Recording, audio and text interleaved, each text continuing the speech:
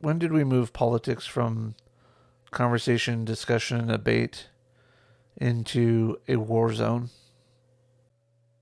Hey, Jay. Yeah, Jay. What do you want to talk about? I don't know. What should we talk about? I don't know. It's been a while. What should we talk about? Talk about sports, video games. We could talk about video games. I I know. know.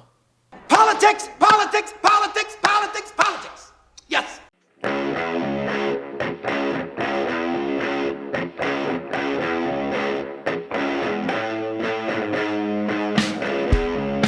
What I mean by this is not that it's a literal war zone, but we treat it as if it is a war zone.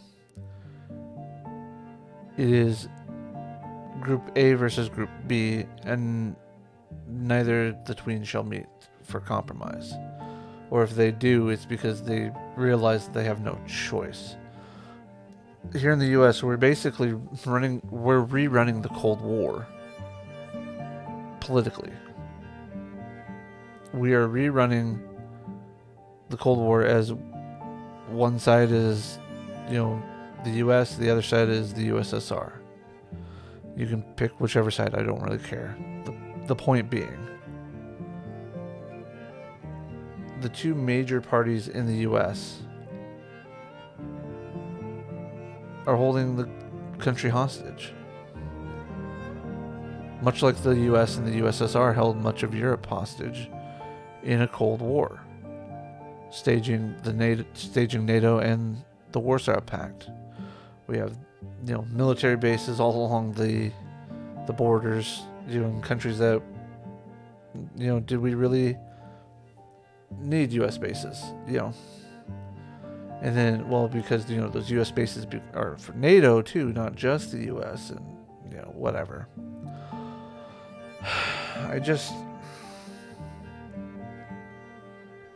We now have states that are just bastions of, their political ideologies. Like my state is the, the Democratic Party bastion. But just one state over to the east is Idaho, which could be considered a red state, and then Montana. And it's like with the continental U.S., you pretty much have one side politically engulfing the other side in the middle. And I find this rather detrimental to us, because we are unwilling to talk. We are unwilling to have these conversations. You may think that you are trying to have the conversation, but by talking down or at people, you are treating them as inferior. You're treating them as if they don't understand, or they choose not to understand. And there is a certain degree of truth to this, and I will acknowledge that. But at the same time, when they do it to you, you cry foul. Because how dare they say this, or how dare they say that? Yet, we have all these arguments over things. Not discussions, arguments. We are not discussing ideas with each other. Oftentimes talking past each other. And I think that is part of what happened between myself and Viva Frey and many of his followers that sided with him on me saying he should be a better man and not have done something. That is just my opinion. And people took it as if I was trying to belittle him or, chide him in a way that I know better. No, I was just saying, hey Viva, I think this would have been a better course of action. He can take it or leave it. That's his call. I have no more say over his content than he does over mine. I have no more say over Mr. Beat as he does mine. I have no more say over Katie Joy Paulson's content than I do my own, than she does over mine. The list can go on. Even if you financially support me through Patreon, Subscribestar, or whatever platform I happen to choose to use, then great. You're supporting me. That doesn't give you a say into what my content is or should be, or the messages I should be saying. You should be supporting me because you like what you hear from me, and not because you want to control what I can or cannot say. This is why the world of political conversation on YouTube, Twitter, any social media is so chaotic. You can have a conversation. People can have conversations and discuss topics fairly, respectfully, or they can have dumpster fires, shit shows, whatever they want to have. That's on them. But for me, what it boils down to is, what is the reason? I want to know why we are allowing ourselves to be blinded by Congress, both on a national level and at a state level. Whether you have a bicameral elective body, legislative body, or if you have a unicameral legislative body. It's irrelevant. We are being treated as if we are petulant young children that have no clue what is being said or done in the halls, and that we don't understand the greater, bigger picture of what it is to govern.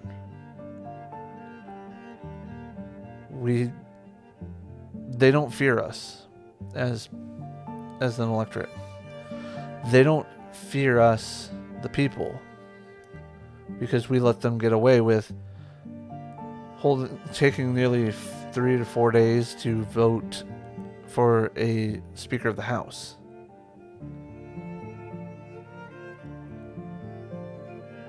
Ten, 20 years ago, that wouldn't have been an issue.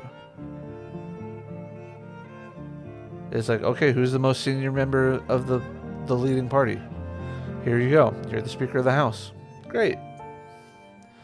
And if that person didn't want to be that person, they would step down and let somebody else take over as the leader. And then they would be the Speaker of the House. Let's stop using politics as a way of power. Let's stop letting these people use it as a way of power over us, and show these people that what we want is an elected body that actually represents the people. I say this all the time when it comes to the Electoral College. The people aren't supposed to vote for the president. The states are. The executive is the head of the country and head of state. The House of Representatives represents the people.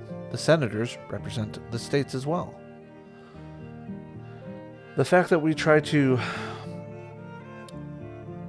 use pure democracy to vote for these things, or to an extent, pure democracy, to vote these people in office is foolish. There's a reason why we have these certain checks and balances in who has what powers and how we vote for them and how we move on. And yes, sometimes corruption leaks in. That's why we move the Senate from a vote of the House or the legislatures of the states to the people of the states.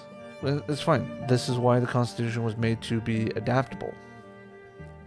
But I happen to agree that we've gotten to a point where just making amendments to make amendments sake, is gone, and we need to make sure that when we make an amendment, we think about that amendment before we actually act upon it. Now,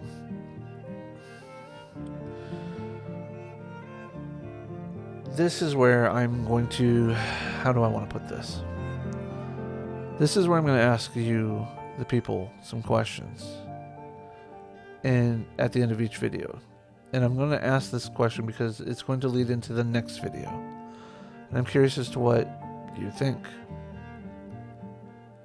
And my first question is, why are we afraid of free speech? And what I mean by that is, why are we afraid of hearing counterpoints, whether you believe it to be misinformation or not? Whether you think that it's dangerous or not?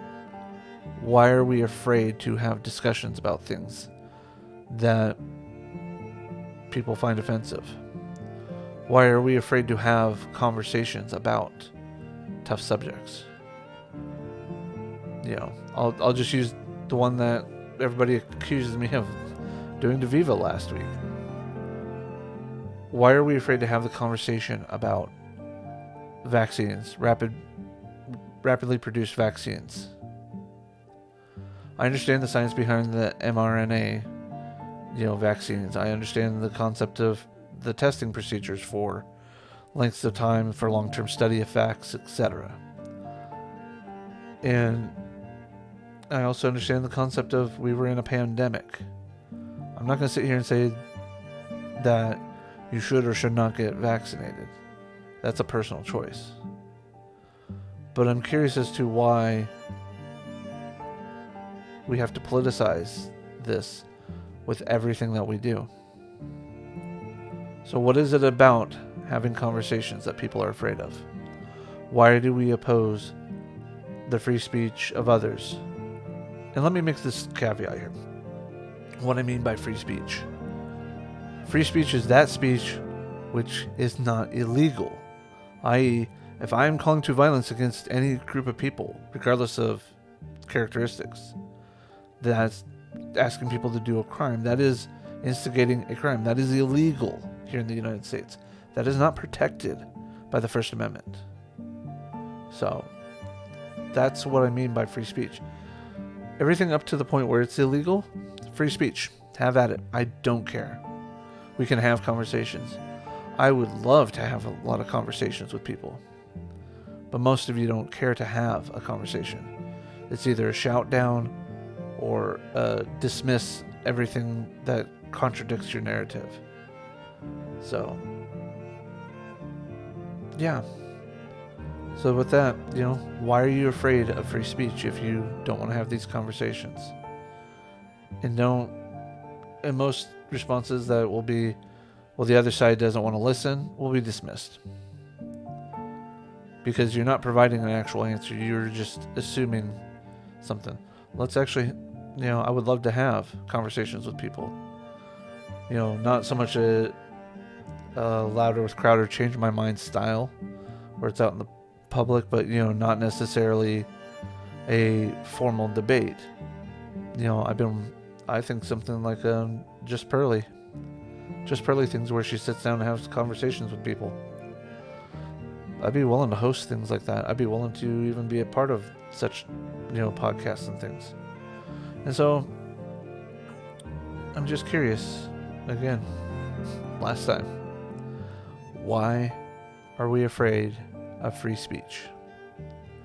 Why are we afraid to have these discussions? And with that, I wish you all the best. Enjoy the new year and hope you have many, many blessings. Take care, guys. Peace.